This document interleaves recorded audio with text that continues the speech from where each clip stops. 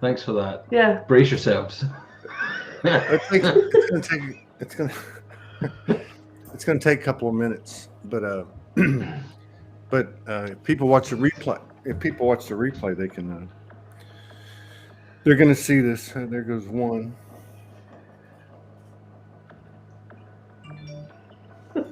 There's another one. So, you guys finally came up for air, I see. Here we go. It's been an exciting month. Let's go with that, Todd. It's been. It has. Yeah. Yeah. Okay. Let's see. Boom, boom, boom, boom. Can you tag me in it when you're ready? I can tag you right now. Please. Let me just. I'll tag you both. Yeah, that'll give me something to do. Right? Why are you calling me, dude? I'm on the goddamn. Oh, sorry. Okay, let's see here. What am I doing? Jeez, I can't even see today. Seriously. Okay, let me edit. And Melissa Deehan. And Robert. Did you see that comment on your dad put up a comment, Robert, on YouTube a couple days ago? I've not been online like that, Todd, so no, I missed it. Yeah, it was a nice comment. Ryan and Christy just bought snorkels so they could stay under a little bit longer. That sounds wise. Although they've already gone through this with you this week, haven't they? No, it is now. Hang on. What was that? I said they've gone through this with you this week. Yes. Yeah, sometime in the last few days. Okay, let me get my bearings. I'm trying to God, I usually can do multitasking, but hey, Saskia, I stopped pretending. Good show. Okay. Okay. So yeah, we're into it now. We got 47 people in the house. Yeah. Yeah, it's on. Yeah. Okay. So here we go. Oh wait, let me turn the music off. What was that rumbling? So yeah, what's happening? What's not happening? You got us together in front of a camera, which I didn't do that was not subtle timing. That was funny in its own. Well, we were on a road trip to Scotland. We were on a ferry when Morgan messaged suggesting the 9th of the 9th at 9. The 9th for the 9th. The 9th? 9th of September. Yeah, at 9 o'clock. 999. And yeah. I thought that was like about 2 weeks away. Yeah. Or 3 weeks away. So no. Yeah. So how long have you been over there, Robert? A month, just over a month now. Yeah, flew in from Canada and yeah, landed. I think. Sorry. Yeah. It's been a month. He arrived on the 7th of August. Yeah. For 2 weeks. Yeah. Oh, and right. he's still here. Yeah. Yeah. Okay. So I just wanted to. Morgan said it wasn't on my page, but it is on my page. Sometimes we got to refresh the page to see it. So yeah, what's happening? Anything new since July? What? He arrived in Ireland on the 7th of August. Oh, the 7th of August. For what was supposed to be 2 weeks, and he's still here. And we've been in Scotland since last week. So it's just, I don't know where to start. It's not stopped, is what it hasn't. So, it hasn't stopped. How's the sacred sexuality going? Here we go. The 14-year-old Todd is with us. Hi, Todd. That's the best one. No, I'm just playing with you. I mean, obviously, Obviously, yeah. Go ahead. Massively healing and transformational is everything that we're doing at the moment. Physical, emotional, the pace at which the change is arriving. Each time you and I have talked, Todd, we talk about the pace of change and how it increases every time. Yeah. Well, now that we're sat here together, the pace has just gone from fast to barely clinging on with your fingertips. Really? And yeah, barely. And it's not.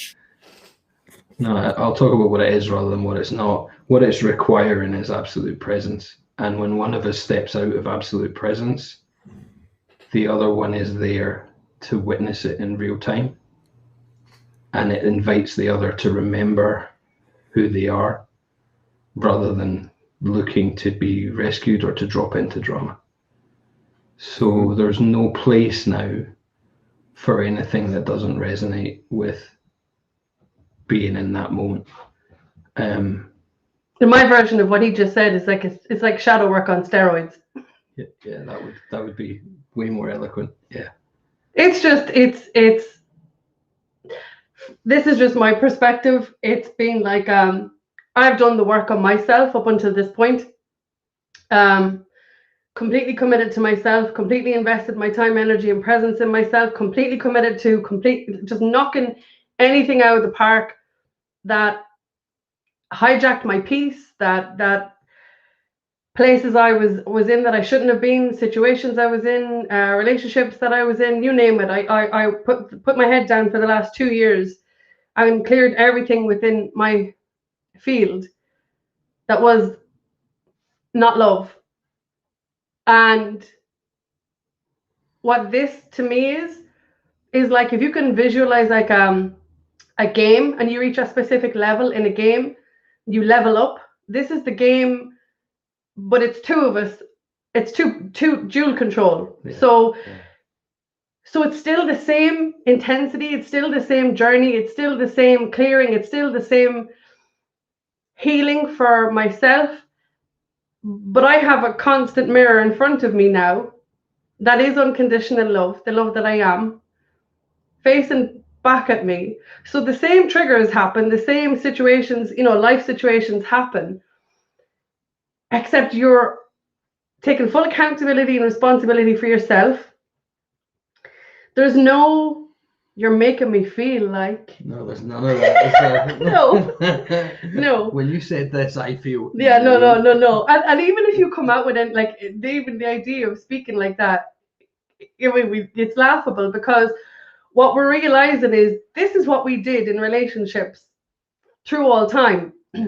We were unhealed aspects of ourselves from across all timelines, acting out programs, trauma, undealt with thoughts, beliefs, emotions, feelings, with the other person, projecting at them then judging or defending themselves and coming back at us. And so it was a constant, God, it was horrible. Yeah, back and forth, blaming the other person, never taking ownership. So now I feel what we're doing is we're fine-tuning our own frequency moment by moment by moment. It's a constant invitation to lean in. It's a constant invitation to expand. It's a constant invitation to integrate what you've already learned by accessing the wisdom of what you've already lived through, and then elevating up. Yeah. And what we seem to be doing is, if I'm vertical, he's down. Yeah. If he's vertical, I'm down. And what I mean is, you see, it's like a spiritual dance, isn't it? Yeah, it's like a dance. I follow, I step, you follow. Yeah. There is just that. It's not unresolved stuff that comes up, though. It's just things that need to be fine-tuned within ourselves, which allows this piece to just be. Yeah. And if you're out of alignment, There's no subtlety. No, and if you're out of alignment, the other person is quite literally doing this. I'm not coming in to save him. He's not coming in to save me. Yeah, and yet there's this incredibly peaceful, present, loving space for the other to witness who they are in the eyes of the other. So it means that in the remembering of who, like, you know, when I'm having a moment that's massively triggering some old trauma that I didn't know was there, which, you know, you play this game long enough, it's like, oh, there's still stuff I didn't know. And then you realize in that perspective shift again and again and again. But when I have these moments and I'm ready to fall flat on my face, there is a real-time witness to that falling out of alignment with self and having that beautiful, safe, caring, compassionate mirror just beaming absolutely the love that you are back at you. Or me being me, laughing and roasting them. Well, that too. Yeah, we do it. So you can't stay in that shit that you've committed most of your life to being in, because you know different now. Yeah. You have a mirror that is love standing right in front of you, so you can't commit to your growth and your bullshit at the same time, and so you choose love. Yeah, you choose love. Yeah, and the value stuff again is a big one that's been coming up for us both, isn't it? The which? Value. Oh yeah. You know, where it's relentless, man. It's relentless. It's relentless. Where do you not value yourself? How do you not show up for yourself? And then witness in real time what it is when someone shows you attention and affection, and do it in a way that it's not got a need attached to it or a want attached to it. It's simply, I'm in your presence and it brings me such joy to witness it. Try and stand in your own worthiness in that moment. If there's anything speaking that isn't in resonance, it just collapses you. We both witness it again and again. Yeah. What he said. Yeah. Yeah. So let me just restate. You know, that's what I do. Just so I can, you know, understand what you're saying. One, it sounds like that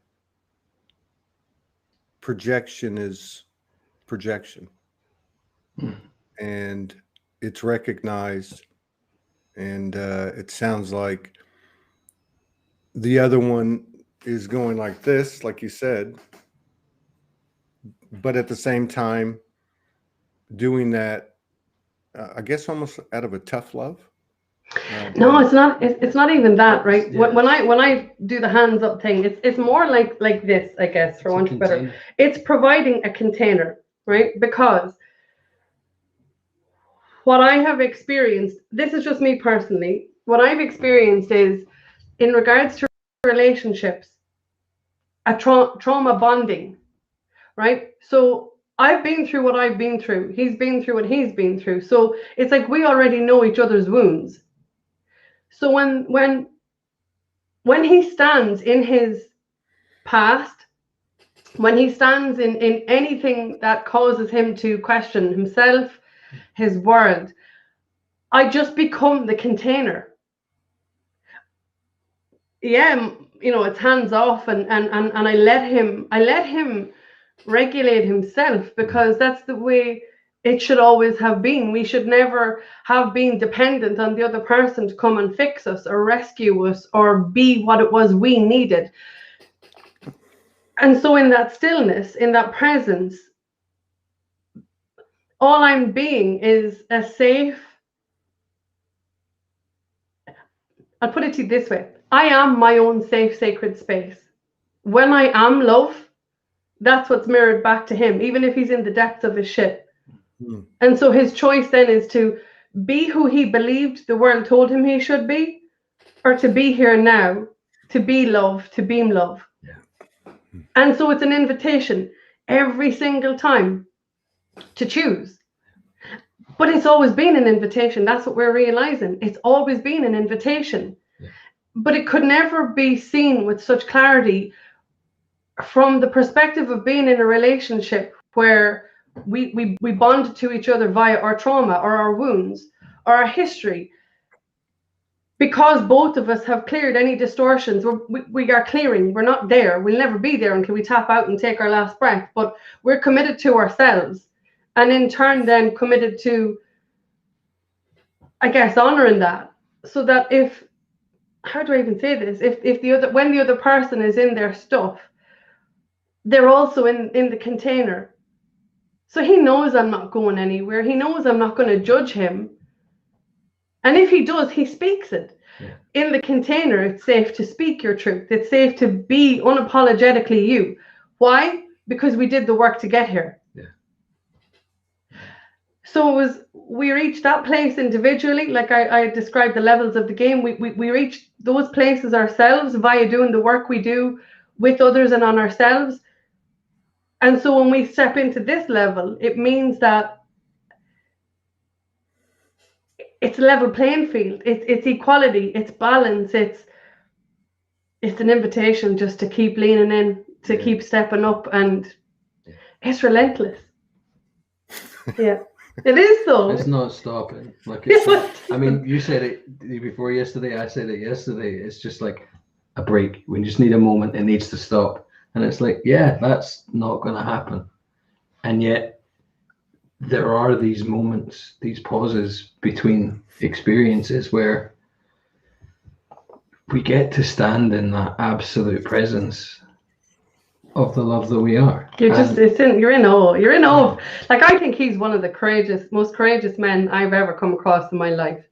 And I don't yet own that, by the way, but because I watch him own his shit over and over again. Yeah. He just refuses to stay there. But you see, but again, I've always been that way, and my belief has always been that that's too much. That I need, that it's a bad thing. That's intensity. That's I can't be at peace. And I heard that as a child, as a teen, in my 20s, my 30s, and even my 40s. You know, too much. So I was too intense. But when I'm in an experience in a relationship like this, I've been the same. I've been told you're too much, you're too intense, you're too sensitive. All of these same things. Yeah. So the second he's in a situation where he feels he's being too emotional, too intense, you know, I recognize it because it's me.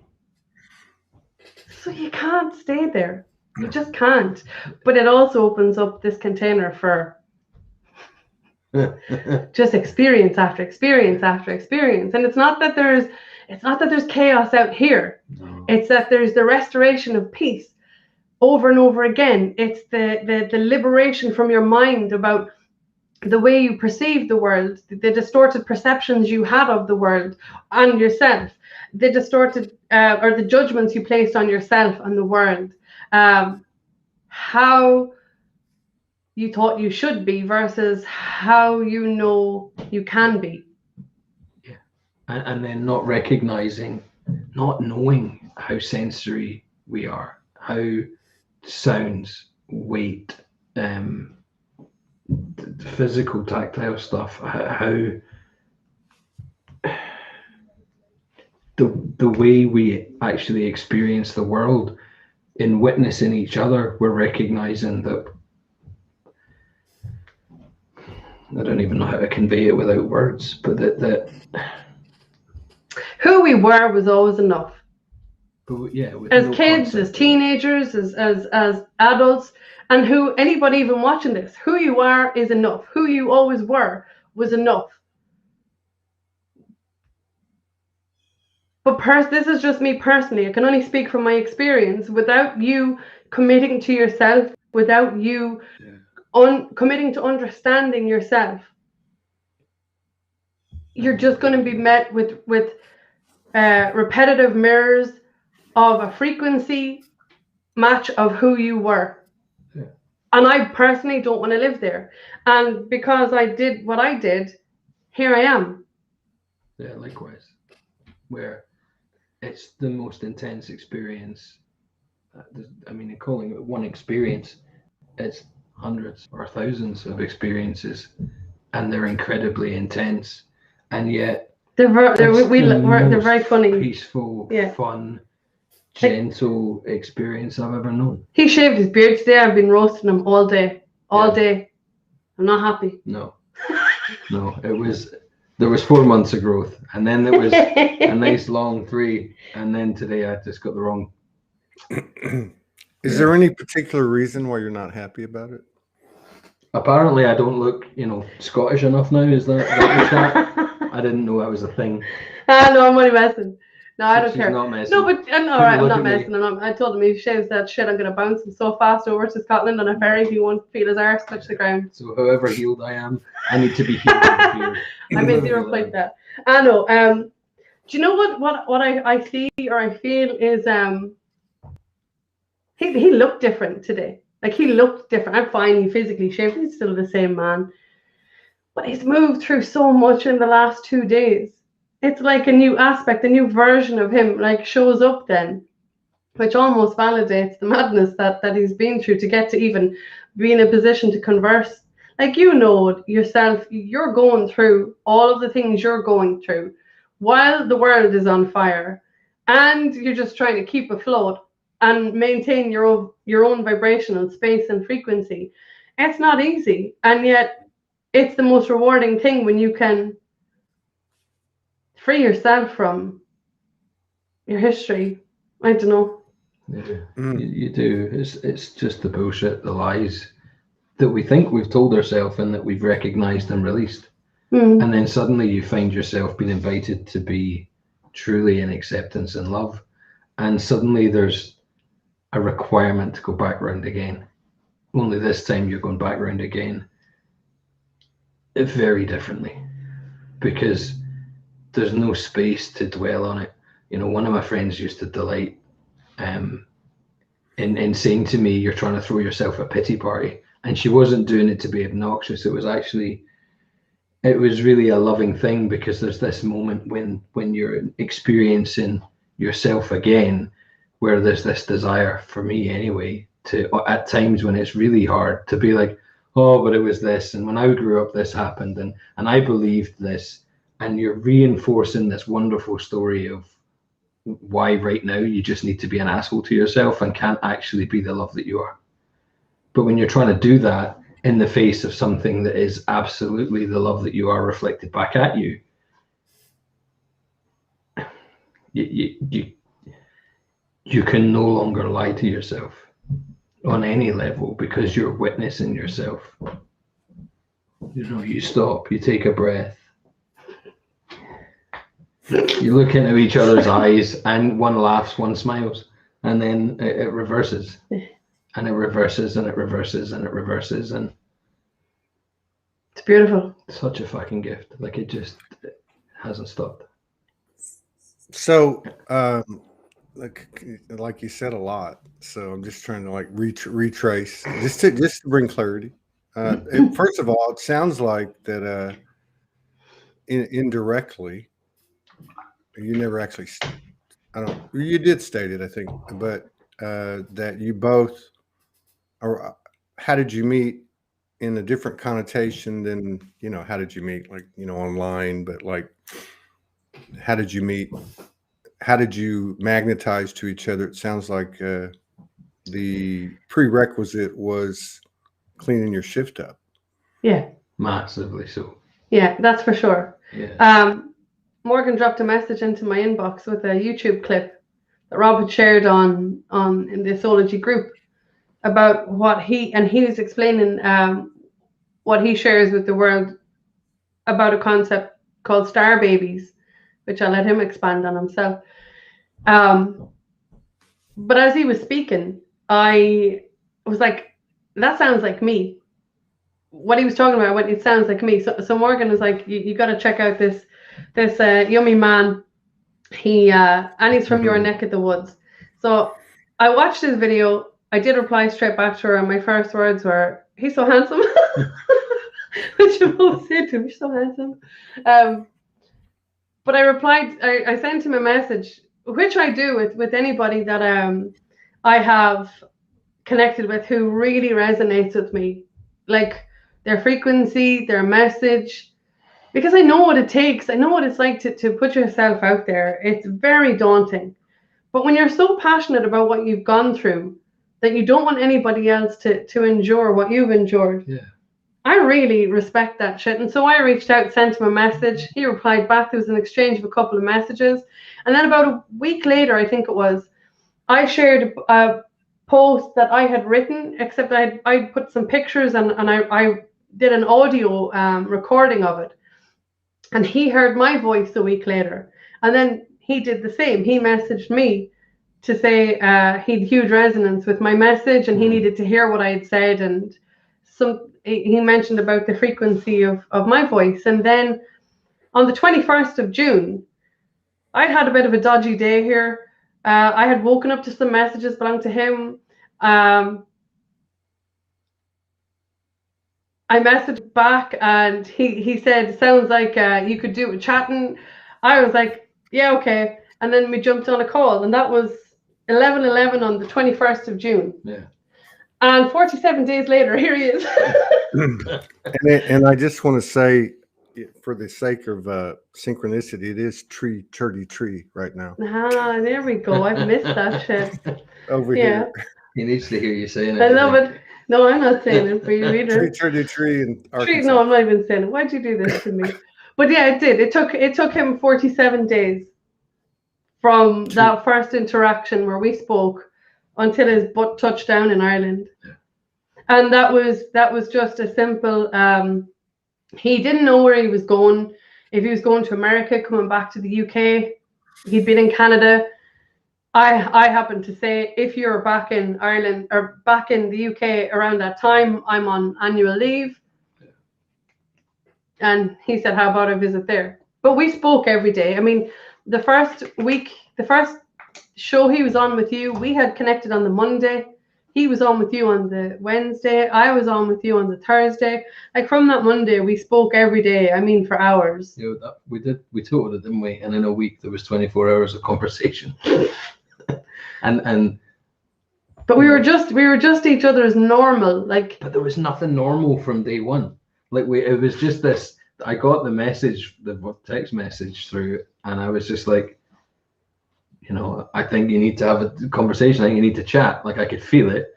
And at that time I getting up early in the morning every morning and either going sitting at the river or meditating under a tree. That was my everyday. So I was just sat there kind of blissed out under a tree, and I'm here like a tornado. Yeah, up to my eyes. A couple of hours of conversation. Multitasking. The next morning I woke up so angry. Like I was furious.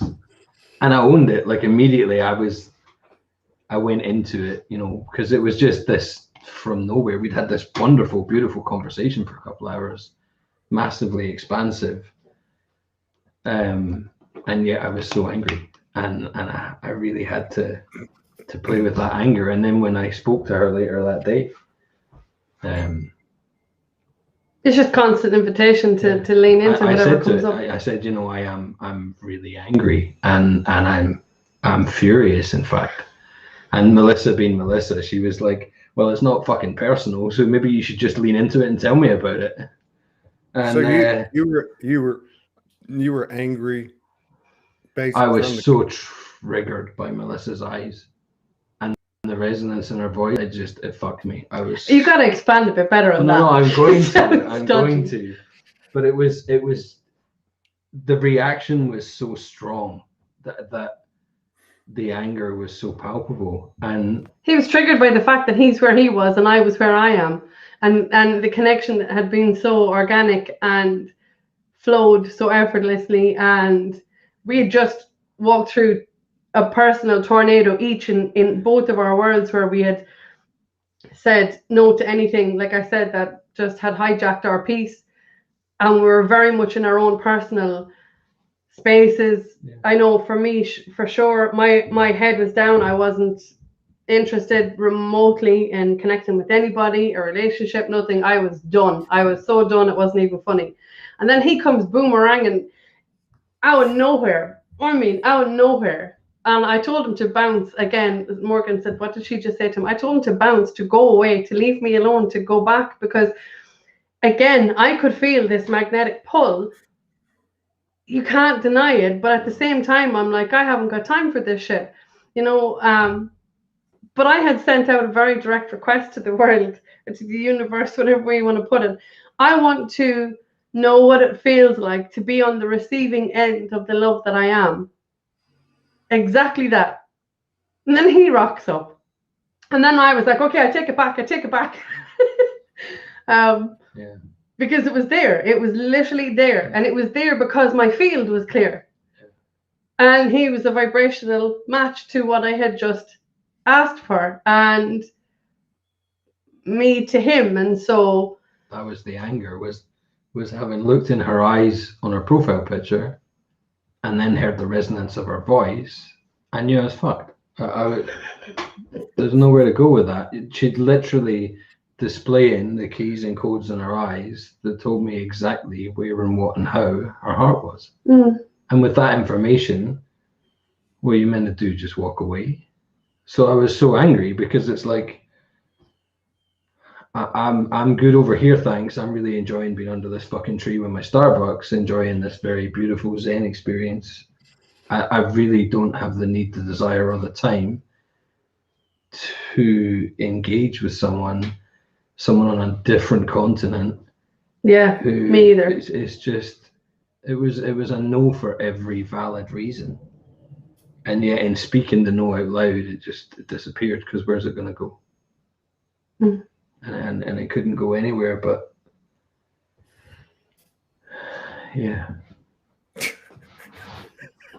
Well, there you go. You see the yeah and the silence. That's where it's at. It's like two bulls in a china shop. Yep. Yeah. Two super balls, been, supercharged super balls. So you guys are both like, you are very similar. I mean, I know there's polarity involved. There has to be, but like, I don't. You might not want to answer this question, but I'm just curious. I've never asked anybody. What's the biggest challenge been, and what was the alignment that pulled you out? The biggest challenge. Do you want to go first? I got nothing. For me, one of the things, okay, I believe feeling as human beings is our superpower. But we've been conditioned not to feel, okay? To sedate how you feel, to push it down, to bury it, to suppress it. And because we are so similar, in fact, we all are, but because we are so similar, I could feel as a child, as an adult, if there's an energetic shift with a person, and they would turn around and say to me, no, I'm fine, everything's fine, like, life's peachy, everything's fine. And then I would believe that I was the problem. I was overthinking, I was oversensitive, I was too intense, it must be me. Or when somebody else would just point blank be an asshole and I would be on the receiving end of it, then it had to be me. So one of the most challenging things from the get-go is I can feel him. If there's the tiniest energetic shift within him, if something, a doubt or an insecurity or a lie or anything pops into his head about himself, I feel it. And in the beginning, I said it to him one day. He goes, are you okay? Because he did the same. He felt it as well. And he goes, are you okay? And I actually called it. I said point blank, I've just had this thought. It's got nothing to do with you. Give me 2 seconds. Let me just regulate how I'm feeling. And he goes, oh my God, thank God for that. Because he says, I've spent my entire life with living the same experience with people telling, or me believing there's something wrong with me when it's the other person. And I felt the other person's change up, but owned it as mine. So the challenge was, the second that I feel anything shift up in him, I call it. It's an open invitation. It's not an accusation. It's an invitation for him to actually open up and lean in. And it's the same for me. Yeah. For me to open up and lean into him. Because with every other relationship, I was dealing with motherfuckers who were committed, excuse my language, but they were committed to believing that, you know, all I wanted to do was argue or fight. And it was simply that there's so much feeling like moving through me. And I didn't understand it, and I couldn't contain it, and I couldn't name it, or I couldn't communicate it. And it would come out all wrong. And so much got lost. So much got lost in translation. So this is kind of like a challenge, but also like a hack at the same time, because it's effortless. The minute I feel a change up in him, I feel it. I know it's not me, it's him, vice versa. Yeah. And it just opens up the field for us to throw whatever's come up out there and clear it. Talk about it. The second you lean into any fear you have, as you know, it dissolves. It disappears. Yeah. A fear is a liar. It's a lie. It disappears in the speaking. Yeah. So every time we have a conversation, but it could be multiple times in that conversation. I know, yeah. Like exactly. We'll be sitting talking, or just be sitting in each other's presence, and you can watch. I mean, this is how I've interacted with the world forever, and without fully bringing it into conscious alignment. But this is I've always done. Is that I don't have a conversation with that person. I have a conversation with whatever aspect of that person is present as I'm talking or as they're talking. Mm. And so I could be sat with Melissa now. We could be have a conversation, and I could watch her or an aspect or another aspect appear, have an experience, a feeling, a thought, say something, and I can say in real time as I witness it, wow, I just saw this. This aspect of you just came out and said this. And in the past, that has been massively triggering for people. And it's also invited me to believe I'm somehow projecting out at them rather than witnessing in real time them having an aspect that's unhealed come out for something specific. And in Melissa doing zero pointing and the way that zero pointing works, it invites the witnessing of different ages to be recognized and healed. And with the merging that we've done, we now both interact in this way. Yeah. So we'll be sat having a conversation, and one moment it will be all of me and all of Melissa. The next minute, 6-year-old Robbie's rocking up, and he's all sorts of self-conscious but wanting to be seen and recognized. Or there'll be this angry teenager, and it's witnessing that. And then speaking to the shift in energy and saying what happened, or what was the thought behind whatever you just felt, because I'm seeing it. And there'll be times when it's instantly obvious, and Melissa will say, oh, this thought happened and it took me in this place. Or other times she'll say, no, nothing. But because of the respect and the love that she has for herself, I'd love to say it's for me, but I can witness her love for herself in real time. She'll stop. She'll take a moment, she'll feel and check in with herself, and then say, oh, yeah, okay, I did think this, and I didn't notice, but then I took this belief kicked in. And having that validation for us both and catching these shifts, these beliefs instantly, there's nowhere to hide. Mm-hmm. So there's anything that you might not have seen before. You're literally with someone who can see and feel as the energy within you, the aspect that's talking, shifts. Voice it. So we are incredibly blessed because we have found in each other a mirror that is inviting us to truly own everything, especially the bits that we didn't even know were there. Yeah.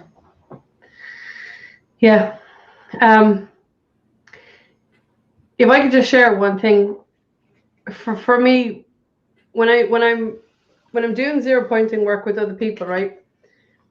I ask them to visualize like a stained glass window, and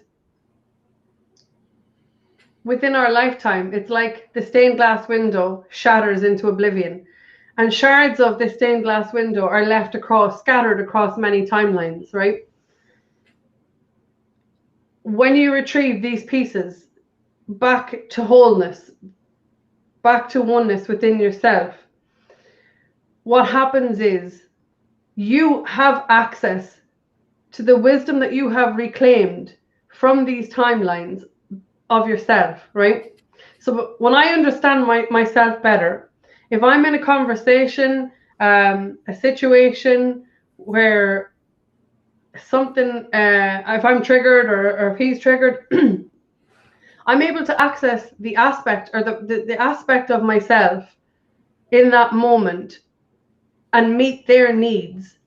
So if it's the teenage version of me and I'm feeling insecure, if I'm in a situation with him, I feel insecure, I'm body conscious, or there's something going on, I'm able to access the information on myself of what it is, give it to myself so that it's not projected towards him. But he still loves the shit out of me anyway, because that's just who he is. And so this is two-way traffic. He's able to access these. When he talks about aspects, he's talking about the kid version of himself, the teenage version. But we've had many experiences as children, many experiences as teenagers, many experiences as adults, and many experiences of different programs. So if they're still running within us, the second they come up, the other person can see them and feel it. And just holds the space for you to remember who you are. Yeah, remember. Yeah, remember. Yeah. So every time one or the other falls, the other one picks it up 100% of the time? Or is there ever... Yourself. It's not picking the other up, Todd. Sorry. I don't mean it that way. Picking up on the other 100% of the time. Is there ever an exchange of, no, that's not what I'm feeling? No, I don't resonate or align with what you're occasionally feeling. Yeah, occasionally. How do you handle that? Again, I think the profound respect that we have for ourselves, and through the course of our sharing and our experiences, the profound respect for the other. What happened earlier on this evening, where I'm saying to Melissa, I need you to just take a couple of minutes and let me look into your eyes, because I'm feeling everything you're disassociating from right now. And I was nervous. And Melissa's just laughing in my face. And it's not malicious. It's just... I laugh when I'm nervous. Yeah. And so I know that. And yet I'm convinced, or I was convinced, that absolutely I'm feeling all of her displaced energy, because we now share a field. So it can get quite interesting. Yeah. Sorry, go ahead. I was just going to say the unresolved for me in that was that it was not immediately obvious if I was projecting or if I was correct in that I was picking up in what Melissa hadn't been able to ground. But there's enough respect between us both that we took 2 minutes to just sit, look in each other's eyes, have Melissa laugh in my face. That sounds so romantic, Rob. Yeah, it does. And then... But it works because it levels. It levels us. It totally leveled. And in a situation where that's not the case, we're using one of Brene Brown's classic lines, and I'll say to him, okay, the story I'm telling myself right now is... Or else he'll say that to me. The story I'm telling myself right now is... And then that diffuses everything. That's like, it's like a safe sentence. The second that comes out of my mouth or his mouth, the other person knows we are in our shit. We are in our own shit. Because he doesn't have that power over me to make me feel anything without my consent, no more than I have with him. And so I'll come out and say that, okay, the story I'm telling myself right now is, and 10 times out of 10, it's ridiculous, the shit we tell ourselves. And it has no grounding in what the other's actually no relevance. I was there one stage, like, just staring at him. Like, it was before he shaved all that shit, right? But I was looking at him doe-eyed when he was doing this shit. And I could feel all of this emotion. I was like, wow. And then he turns around and he goes, you don't like it, do you? You don't like it, do you? And I'm there going, he's a handsome bastard, in my head. But this is what we all do. We all do this in our relationships. we tell ourselves a story, and then we bound ourselves to these bullshit stories, and then we convince ourselves that we look for more evidence. Real. We look for the validation of the story. Oh, I can't do it anymore. I just can't. So yeah, story I'm telling myself right now has been a game changer. Yeah, massive. But in fact, out of everything we've experienced at the moment, for me, that sentence, because there is just nothing to go from there. It's like, okay, I'm just going to stop. I'm going to say this. The other person will not react. They might laugh out, like we both do that to each other because it's so incongruous a statement. Like I'll be like, oh my God, you don't like me. And Melissa will be like, tears flowing down her face. Like, you're obviously not looking through my eyes at you right now. But it's because we agree that sentence is, there's a moment here where the one is hurting. Yeah. So if the story I'm telling myself is code for I'm hurting, I believe something, I actually need to know without bullshit what the story is you're actually living, so that I can see the bullshit that I'm stood in, because I can feel that it hurts. It doesn't resonate, but I need the validation of what you're seeing to call bullshit on myself. And fuck, that's a game changer right there. Just everything stops, everything levels. And as you said, 10 times out of 10, every single time, the story I'm telling myself is bullshit. Every time. But if we didn't stop to confirm it, we would carry that lie into the relationship. It would go forward. It would go from a small little lie to a massive unspoken, and that's where separation. Then you're running resentment, bitterness, frustration, hurt, irritation, grief, shame. Yeah. So it's safe. It's safe to speak now. Yeah. It's safe for him to be himself. It's safe for me to be me. And then in that container, it's safe for us to be us. Yeah. Yeah. Have you had any moments of energetic separation? When I have to go to work. I mean, no. I mean, no, it's worse. It's really bad. I mean, like with purpose, not as a result of, misalignment. Just. Well, as in we choose to disconnect from each other's field. Well, I don't know. I'm not saying that. I don't even know if that's possible. But I'm just saying moments of energetic separation for your own well-being and individuality. It's funny because we have this conversation on a semi-regular basis where this doesn't look like neediness to us. It definitely doesn't feel like neediness. And yet it could be very easily misconstrued as such.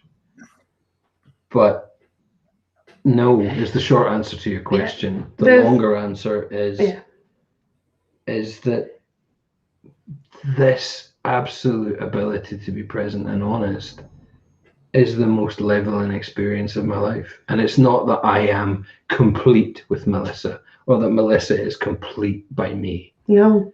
It is very much that it's a celebration of sovereignty, if anything. Look at who you are.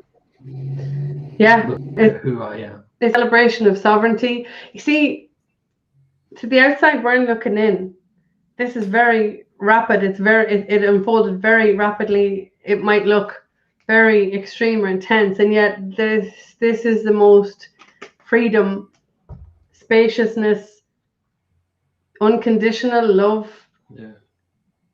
An experience of no judgment that I've ever experienced. So if anything, leaving this space is what winds me up. But it's obviously it's beautiful. It's necessary in another level because you get to reboot and regroup and appreciate the other person all over again. But it's like way back at the beginning, like week 1 when we were talking on different continents. Yeah. And Melissa was like, she was in her space, angry, that you don't want to come here. It's noisy, as in busy. It's busy. There's a lot happening. You won't be able to sit under your fucking tree and meditate. align your chakras. It was, I mean, where there was place for sarcasm, you know, the boy took it. Who, me? And but it was, I've spent a lifetime not being able to be present, and I've spent the last however many months learning that I don't need the river or the tree or the balance with the sunshine to be in that spacious harmony. You know, Ram Dass talked about it. You know, he could only be spiritual when he was in India in the ashram, or he couldn't be, you know, spiritual in the city, or he couldn't be spiritual with his family, or if he had a job. And he's like, well, none of that's real. And it's very much the same for me, where it's a state of being. Don't get me wrong, I love the trees, I love the forest, I love the river. I love when I take the moment, and it now only requires that moment to remember. But it's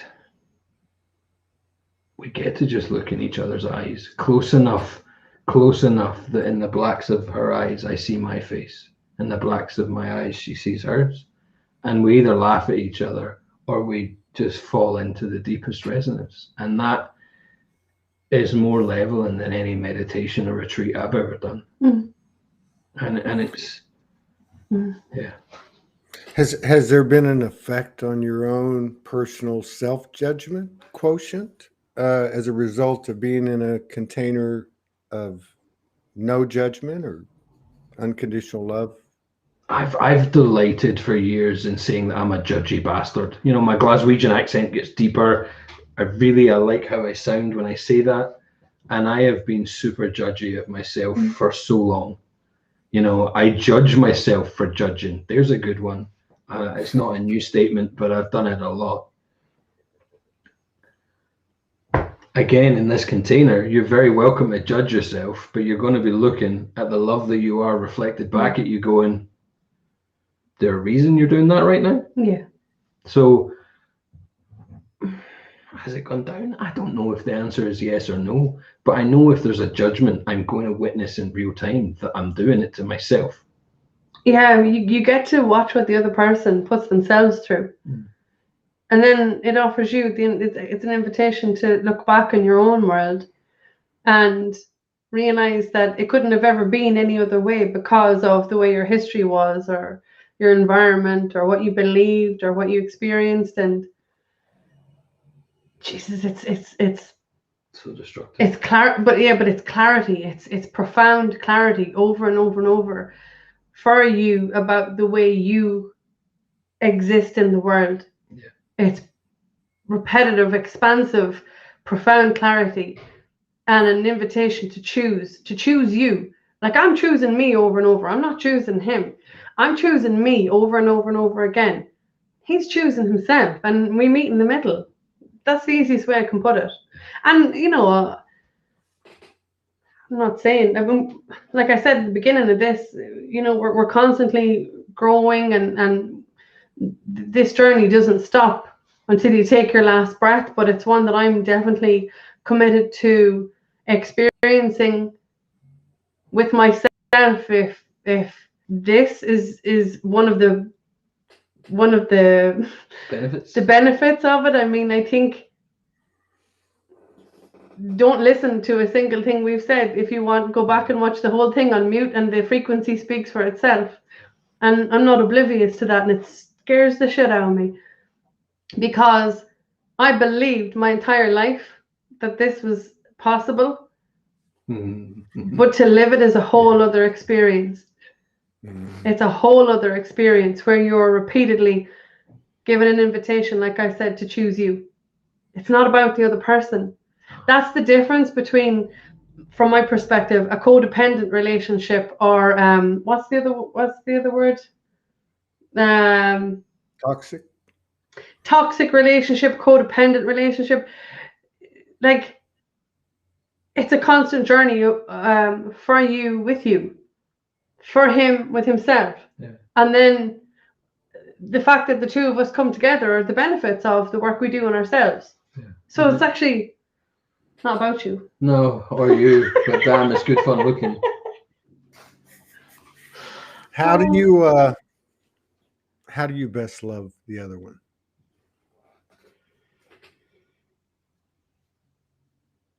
How do we best love each other? The more I understand, the more he talks to me, the more he communicates to me, the more he tells me about what he has lived through, the more I understand how to be present and to love him more. That's it for me. You said it a few minutes ago. What I heard you say was you literally showed me the keys to your heart from how you speak and what you do and how you are, and my choice was to grab the keys and access things. And it's like that, I guess, for me with him, because it's so easy. He's been told he's difficult to love. I know, I've believed it for so long. I'm hard to love, but you're bloody not when you're in alignment with the right person. It's actually effortless. And with yourself, yeah.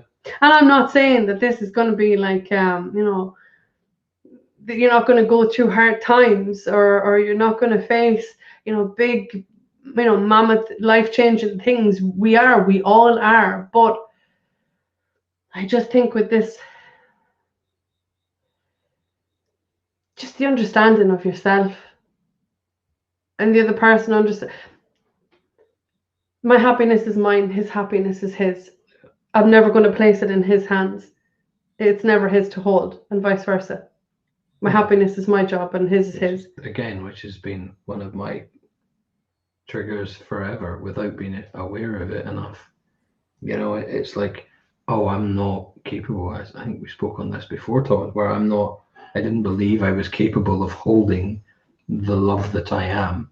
So whenever I felt this massive upwelling of love, I had to attach it to another, be that a partner, a child, something pretty. Yeah. It didn't matter what it was, I had to give it away. And the hope was always, if I give it to a person, that they'll feed it back to me in a manageable way that allows me to be drip fed enough love to sustain myself. Until he said it to me first. That was an experience. Okay, you want to know how Melissa loved me most? I think was when she turned around. When I said the first time I said, I love you, and Melissa said, no, you fucking don't. You said, I think I'm falling in love with you. Thank you for the correction. Yes, yeah. Yes, I think I'm falling in love. And I started laughing, and I said, and then you said, no, you're fucking not. And he goes, no, like I really do feel I am. And I went, no. I said, what you're experiencing right now is the love that you are. Yeah. And I'm just a simple, very transparent mirror of you back to you right now. Yeah. And in that moment, he realized that this love that he had accessed within himself, he had given away to everyone and everything. And that day, I was able to do it because I've done it. I would turn around and associate this feeling, this expansion with you and you and you, or this and that, and never realize that it was me all along. So that's very romantically what happened the first day he said that to me. Yeah, really Robert, how do you best love Melissa from your perspective about yourself? I honestly don't know how to answer that.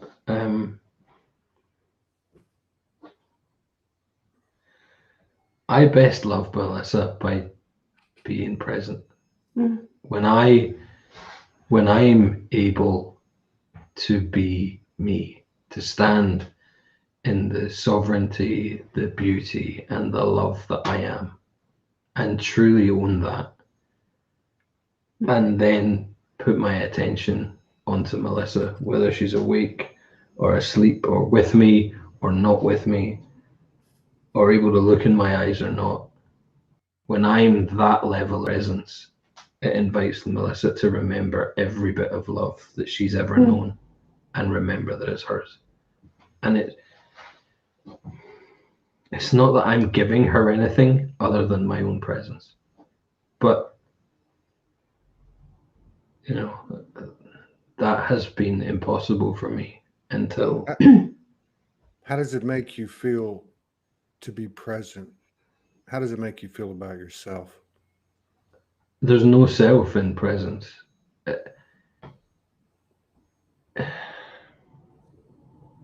It's just love. It's expansive. It's powerful without it being a projection of ego. It's Love. It's love. You know, it's like someone making a mistake and you not having to ram it down their throat. You know, we had an experience in Scotland that was so funny, wasn't it? We were getting a breakfast and they forgot part of Melissa's breakfast. and I was so appalled on her behalf. Okay, you got to go back a bit, right? Got to go back a bit. Well, we went through the drive-through in McDonald's in Scotland. I wanted a sausage and egg McMuffin, and he went to pancakes. And they put the pancakes in the bag, and we left. And he got around the corner, and I went. I said they forgot to put in the muffin, and he went, "Fuck this shit." He pulled in the car, right? He pulled in the car, and he walked into the drive-through to go up to the counter to let them know that they'd forgotten to put the stuff in. And I'm like looking at him going, what are you doing, you crazy man? And it wasn't like... There was no bullshit. There was no anger. There was no fucking, what did you do? There was just... It's funny. You forgot my lady's, breakfast, and she's a bit pissed about it.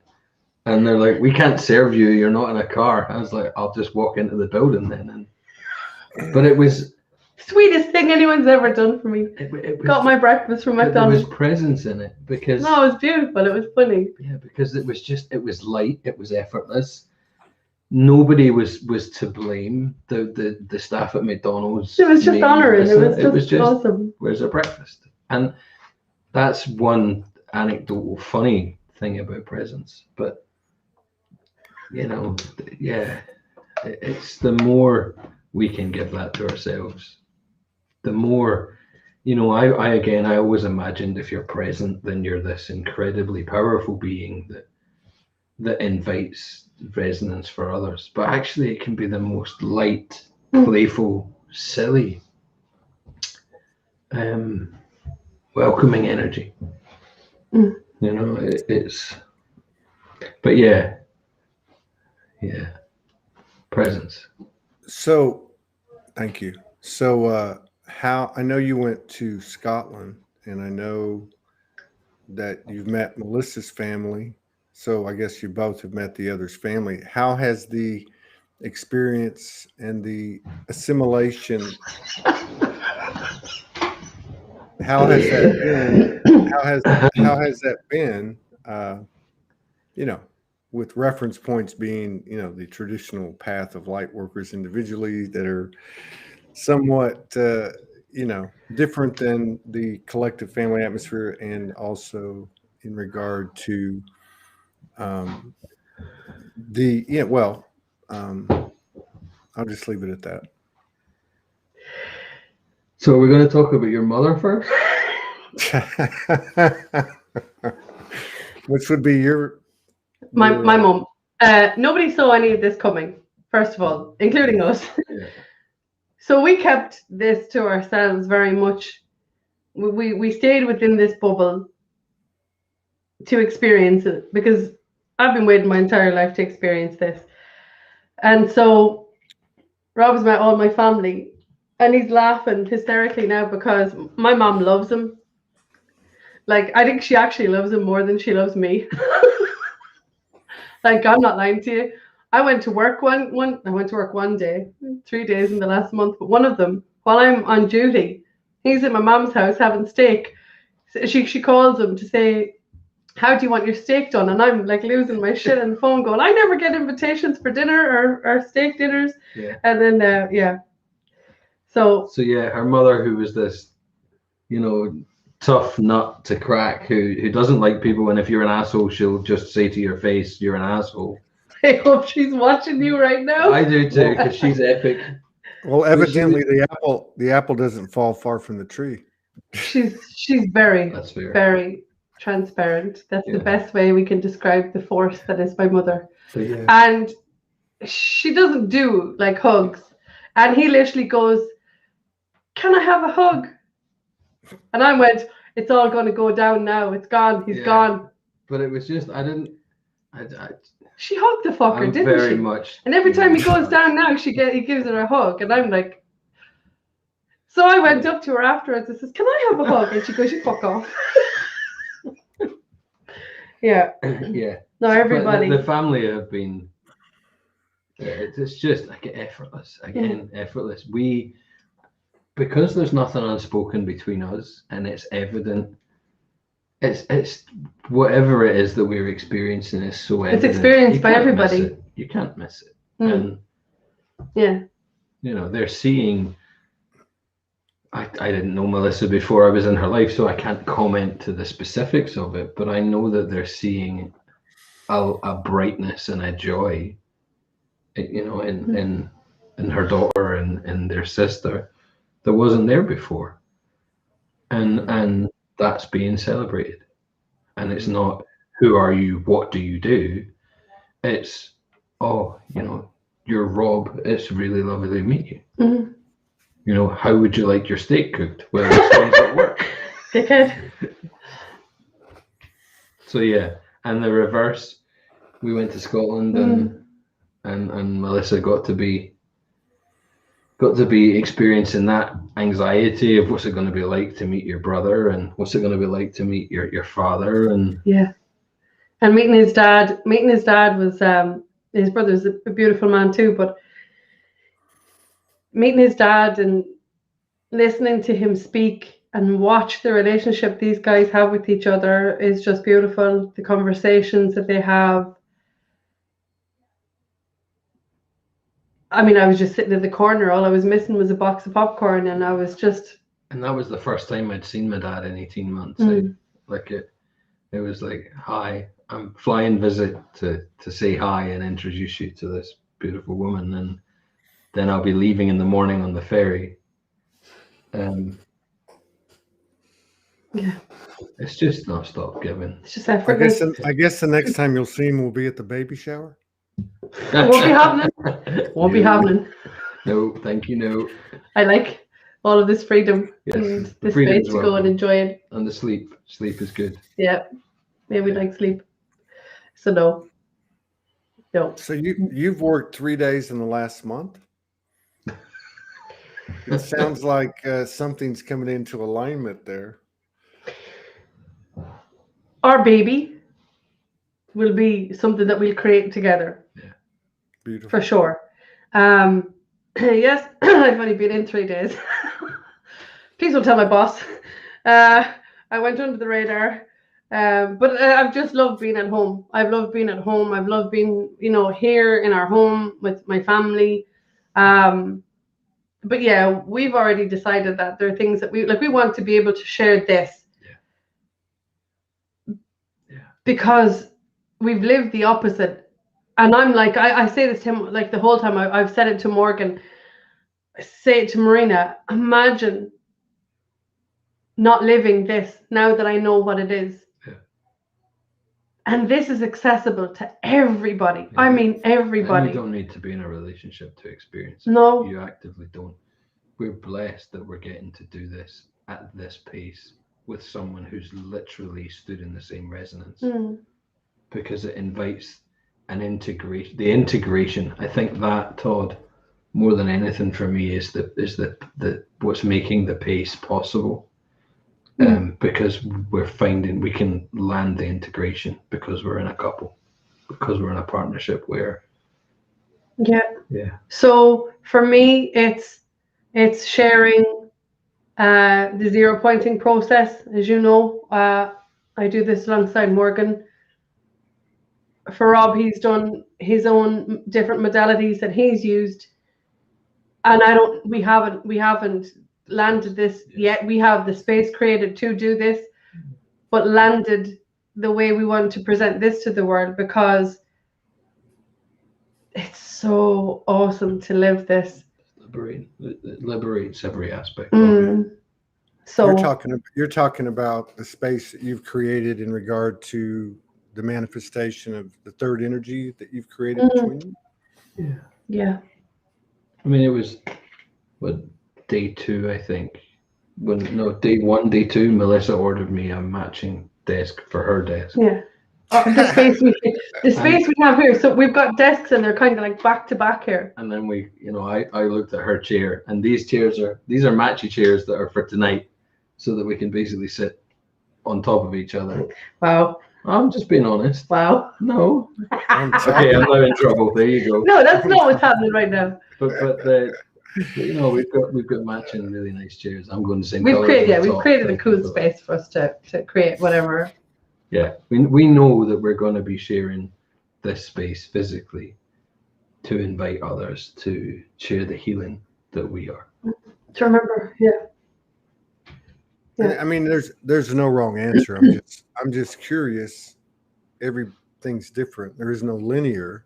Have you felt the presence of a third energy? Have you communicated with this energetic baby that is obviously involved in this triad? I think there's multi-dimension to that in some for me. Yeah, it's like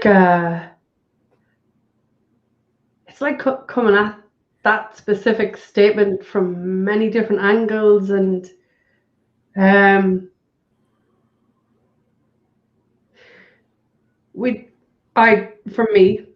from me, it's just accessing the wisdom from what I've learned, putting it with his, and I don't know. For me, there's so many ways we could talk to that, Todd. I said earlier, there's this shared field between us. So there's my energetic field, there's Melissa's energetic field, but there is now a shared field that is both part of us and separate to us. And so there'll be times where it's like we can feel that energy grow, where we're connecting. Again, I'm saying we, but I'm talking from my experience. I feel us both connecting to it and sharing from it. And it's inviting us to feel more and more present with, trying to find the words is tricky.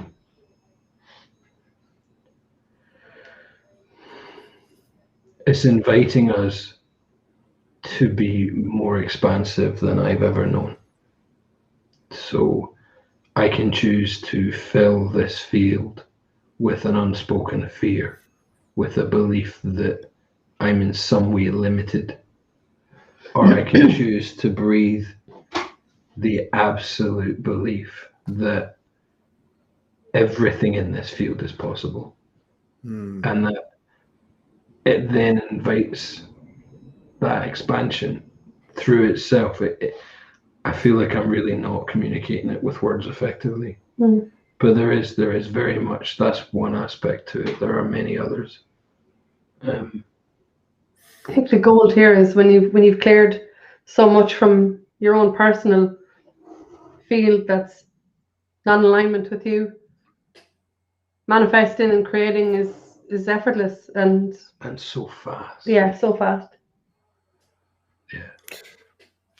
And of course, we're human, and you guys, 47 days from Melissa busting the move until you walk through the door. We did it all.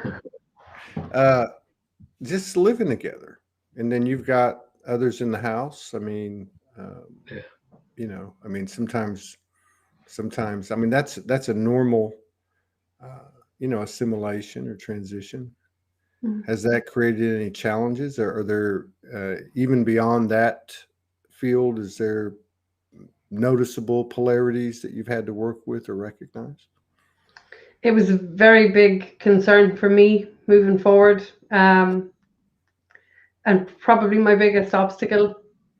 That's why in the very beginning it was just us, and with my own personal circumstances here, my family are with me most of the time, but they're with their dad also. So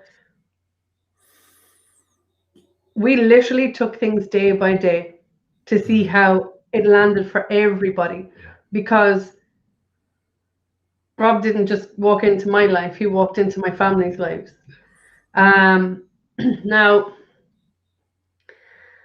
again, I'm smiling because I'm like, this is freaking me right out, but in the best possible way. I see my youngest son with him. I don't know how to describe this. Like, I took a photo of Rob helping him doing his homework the other day. And I went, look at this shit. You wouldn't believe this. Look at this shit. And to see him interact with him is just beautiful. All of them.